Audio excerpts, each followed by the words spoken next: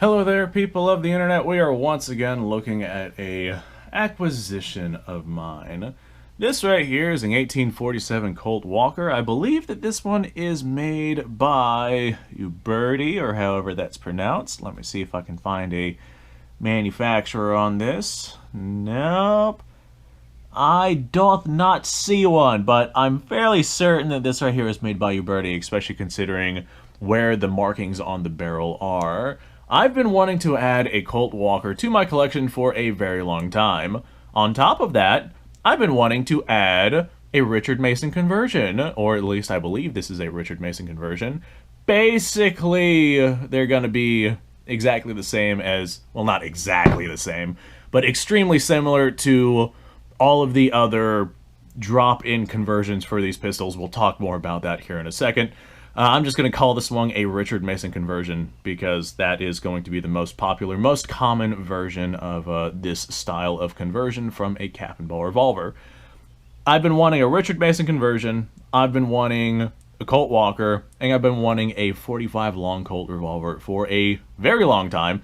And this right here is all three of those kind of piled in one, so I guess that you could call this a dream gun of mine.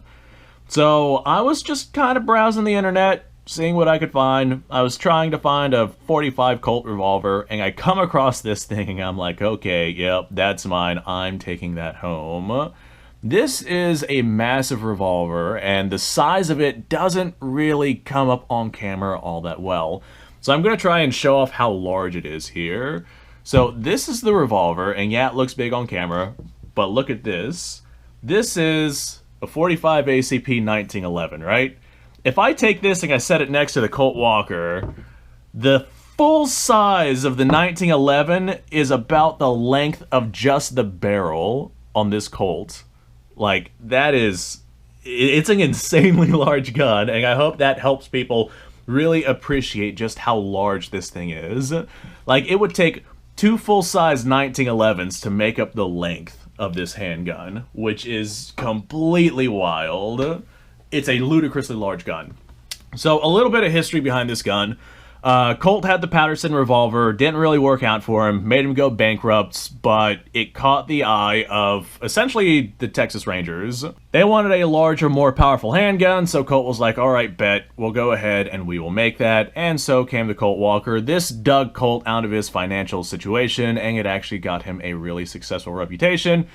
He made a couple of pocket revolvers that were kind of based around this model. 1851 came around, his 1851 revolver became ludicrously popular, and then the 1860 revolver came around, and then 1872, then 1873. The 1872 really was not all that popular, but the 1873 took the world by storm, and that is one of the things that made Colt like so severely, ludicrously, wildly, overwhelmingly popular with that little revolver.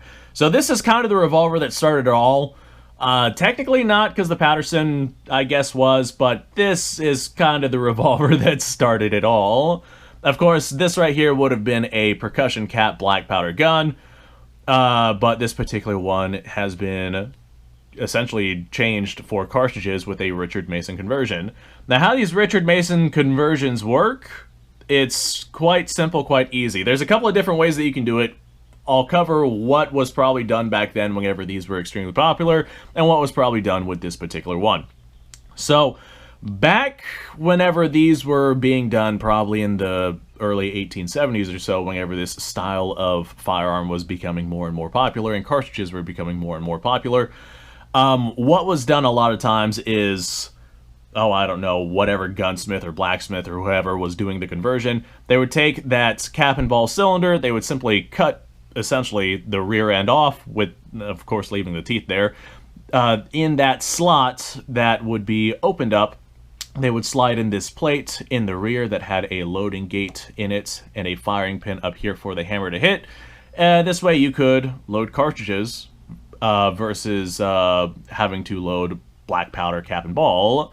They also had to take out a little bit of meat right here on the rear of the frame, so you had room to load cartridges into your revolver, but this right here was really not that difficult of a process.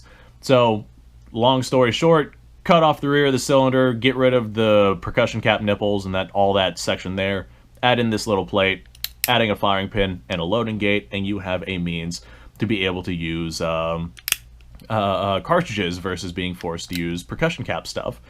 Now, a couple of benefits for that. Of course, it's going to be faster reloading, although it's still going to be an extremely slow reloading process.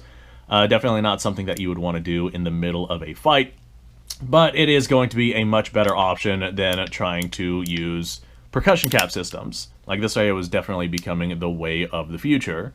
On top of that, they also added this ejection rod. It kind of mounts onto the same spots that the ramrod for the black powder cap and ball system would be. It mounts onto the side. In this particular case, I imagine that there's probably some drilling and tapping that is necessary for this. I can't 100% say for this ejection rod, because I'm not sure how this particular one works. I have seen ones that just pop right into the ramrod system, and I have seen ones that you drill and tap. I'm fairly certain this is a drill and tap one, because we have two different screw holes for this thing, but all that does is it allows you to ram your spent casing out of your chamber. This particular one, I know in the modern day, there's a lot of different firearms that are available on the commercial market, and if you're buying one of these that is already made in 45 Colt, then odds are it's going to be made with the design and intention of being able to fire modern 45 Colt through it. Like, for example, I have a modern 1872 in 38 Special that was made by Cimarron, and with it being a modern, non-converted firearm, it is made for smokeless powder, modern-day 38 Special ammunition. Just because it looks like an old gun does not mean it has those old gun restrictions.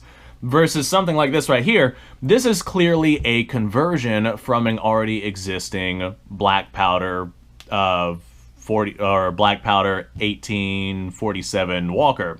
And the reason why I know that this is a conversion and not a purpose-built one is because of the rifling inside of this barrel. This is clearly black powder rifling made for a lead round ball versus something like, the types of rifling that you would see for jacketed ammo in a modern day handgun, for example. Like if I were to look at the rifling for this right here and compare it to the rifling in, say, a Glock or something like that, this rifling is cut significantly deeper, and it's just designed for that lead ammo, which tells me that this right here is actually a conversion.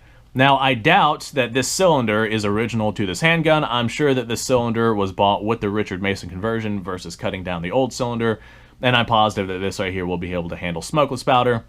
I don't have much issue with that at all. A lot of people will tell you to load cowboy loads in these, just because they're meant for black powder. Well, the Colt Walker is a particularly large and beefy gun. I'm sure that it could handle some spicier 45 Colt loads as long as they're loaded with lead bullets, because I definitely don't want to wear out the rifling on this thing. You can fire jacketed bullets through these, but you're going to wear out your rifling extremely quick in comparison to that soft lead. So I'm not entirely sure what sort of power this 45 Colt will be able to handle, but come on, guys, it's modern steel. It's thick and girthy. This thing weighs like 5 pounds. It can handle quite the stout load, I'm sure. So I don't have much else to add. I think I'm going to go ahead and just do the outro, because you guys have seen enough of this gun. Thanks for watching. Appreciate your time. Like, subscribe, share. Description below has a link to all sorts of stuff. Go check it out. You guys go off. Have yourself a fantastic day. See you on the next episode.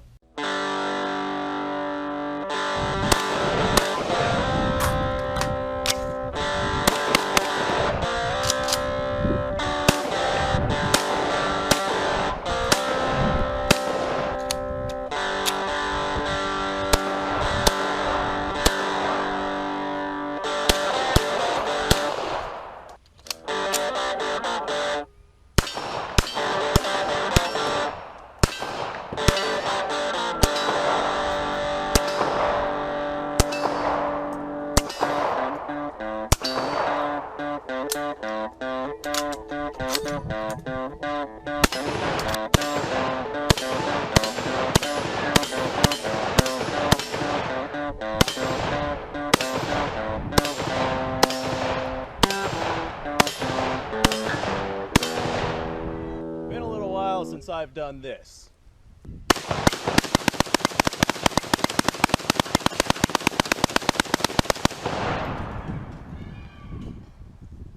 Bonnie and Clyde be damned.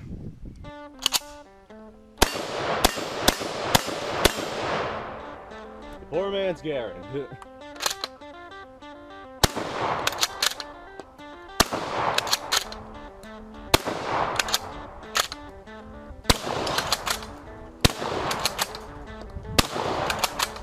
It's a shame that bolt-action shotguns aren't more mainstream.